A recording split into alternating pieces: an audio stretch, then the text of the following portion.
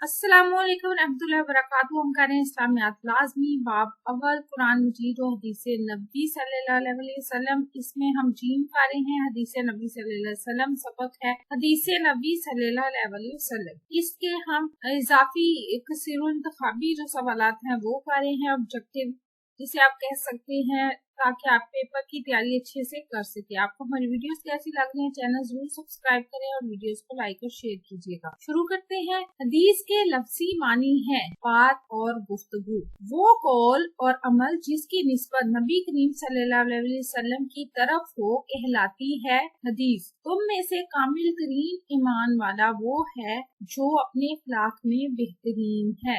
अगला है मुसलमानों में बेहतरीन इखलाक वाला वो है जो अपनी औरतों से बेहतर सलूक करता है। अगला है जो हमारे छोटों पर रहम नहीं करता और हमारे बड़ों का हक नहीं पहचानता, वो हम में से नहीं। आगे है जो चाहता है कि इसके रिस्क में वुसअत हो, इसकी उम्र लंबी हो, वो सिला रहमी करे। अगला है कि अल्लाह ताला के साथ शिर्क करना गुनाहे कबीरा है। हदीस मुबारका के मुताबिक तुम्हारे गुलाम तुम्हारे भाई हैं। आगे है हदीस मुबारका के मुताबिक गुलाम को वही खिलाए जो खुद खाता है। आगे है हया से हमेशा पैदा होती है भलाई। आपको हमारी वीडियो कैसी लगी, चैनल सब्सक्राइब करें, वीडियोस को लाइक और शेयर कीजिएगा। अपना और अपने प्यारों का रखिए ढेर सारा ख्याल। अल्लाह हाफिज।